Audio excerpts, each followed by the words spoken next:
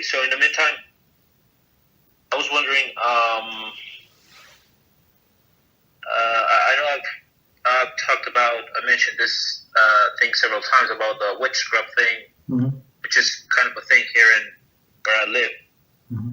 And so there's this person that is kind of close to one of my family members, Mm-hmm.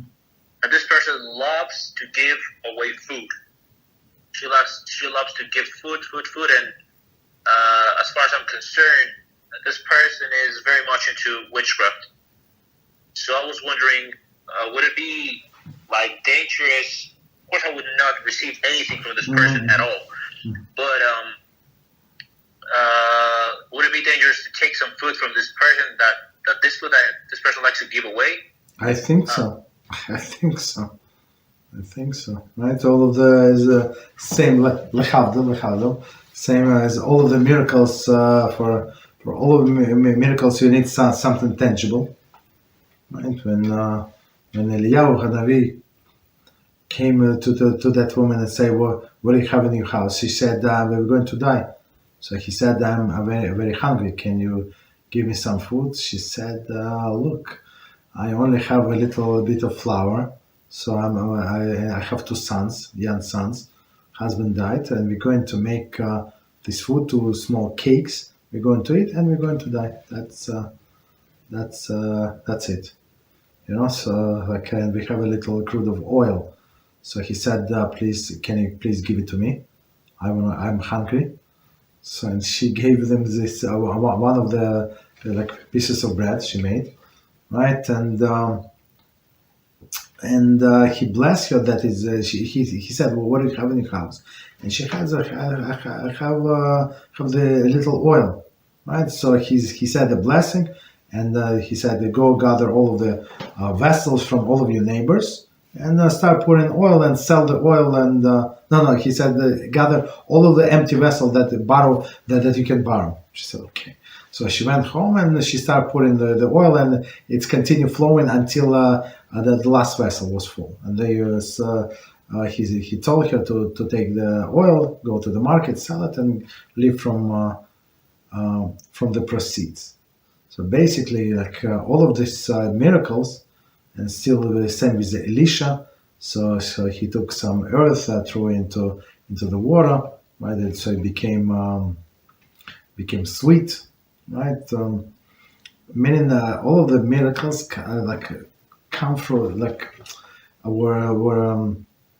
were done through the medium of some physical things, not from nothing.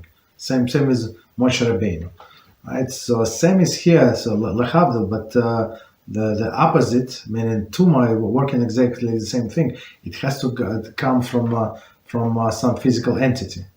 So this lady that likes to do spells and stuff like that, so she can put all of the tuma of hers on this physical entity. So for sure, it's not allowed to take it. Even for other people, forget about that. But even other people.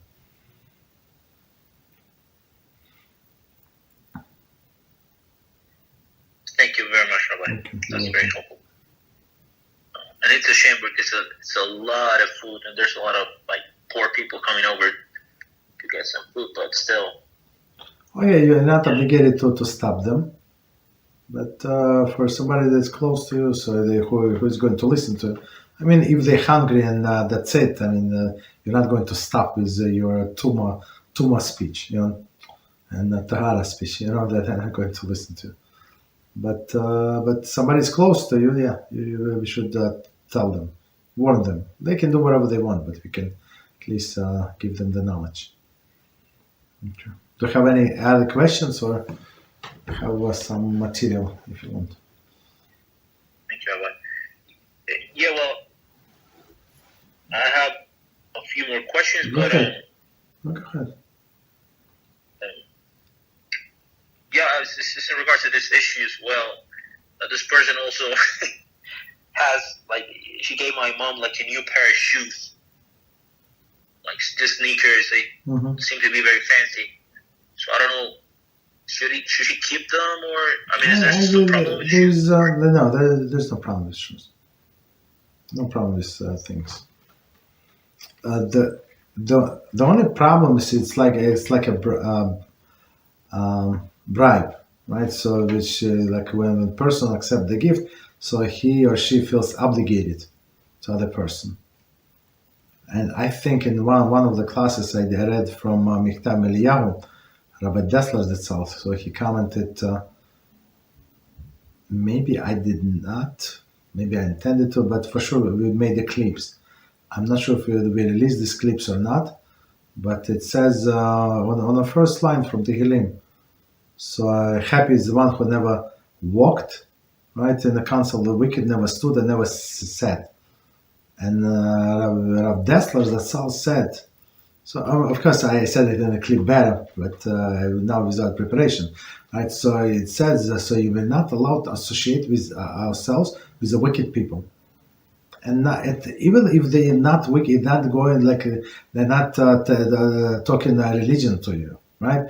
The specialist, right? Some secular doctor, right? He does not care about God. He does not care about anything, right? Only how he cares about only he's being great. You understand? So it says unless you Rabbi Dessler Zatzal said unless you have like very very like urgent thing and there's nobody else but this doctor, don't go to him. Why? Because the next step, he's going to help you, right? He's a good doctor after all, and you will have you will feel appreciative, and it's going to create some kind of closeness, and you start talking, and then you do what's standing. So next time, first walking, then standing meaning to spend some time. And he, guess what? No, there is no such a thing that exists in the world. Like an evil person, like this Rasha person who like hold himself back or hold herself back from sharing her unbelievable, valuable opinion about God and about everything. It's only a matter of time. Guess what? It's only a matter of time, and they know you and how this important to you. They're going to share this poison, and guess what? And they share their poison, and you swallow because you did not answer, because rebuke, because look, it's doctor. He helped me. Maybe I should be appreciative. And guess what? The next step is going to be you're going to be sitting with them. Right? You're going to get used to. You're going to be not as like aggressively like pushing it back, right? That's the explanation. So these sneakers, is it any problem with sneakers? No, there's no problem with taking receiving gifts. But what is going to come next? This familiarity with that Rashad, that's the issue. So one person, I don't hold him very high, and he knows that, and he was trying like to negotiate with me things, religion, this clown. So of course I pushed back very hard, and he like before Mincha, right? He meets me. He said, "Look, I want to give you a gift. You give me such a musar." I said, "Stop it! I know you." But I did not say, but I said, "Yeah, thank you very much. I want to give you a gift." And we were arguing. The guy was pushing me a book. I don't remember what book he bought it. I said, "I'm not going to take the book." He said, "No, it's only book. We are friends with this." He said, "Isn't it a problem with to say that?" I said, "Yes, it is. For me, it's a great problem to take a book."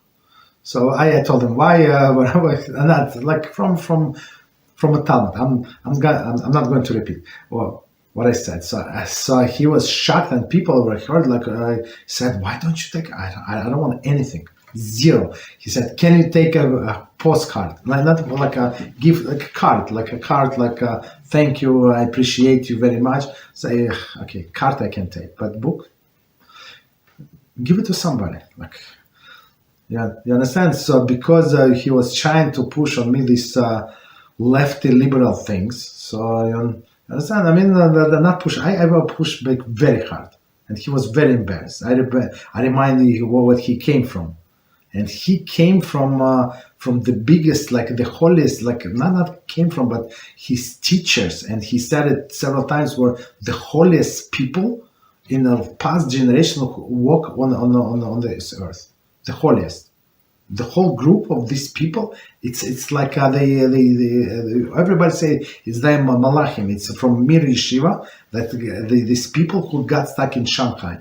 They did not know. They thought maybe the world is over. And this rabbi, he instituted the shift. They were working, learning Torah 24 hours a day because he did not know because all Europe was in flame. In America, there is don't count on America. There was no Judaism there almost. Yeah, you understand? On Israel, where there is a Zionist, of course. I mean, there were a few religious people there, so they did not know if there's still Jews in everywhere, right? Like in Russia, nobody learned. Like maybe some, but right, doesn't matter. So they're the holiest people, and all the miracles, how they survived the war. And one of these, and he knew the main rabbi. And one of these holiest people, the Mashgiach, was his rabbi. Like in his when he was in the yeshiva, like how can you go like sitting at the same table, Shabbos table, like he was a younger fellow with this person and be rotten today, like you understand? But unfortunately, when you around these people, like you become less immune. And to this lefty liberal and be nice to everybody despite HaShem. Like HaShem is like. Unfortunately, that's what. And he wanted to try to give me the book. I said, absolutely not. I said, if you want, I can buy you 7 books. I buy any books you want. Okay, leave me alone. Okay, he did, but he got the message. Okay, so you understand. So same as here. It's not about the sneakers. It's not about the book. It's about the principle that what is going to come next.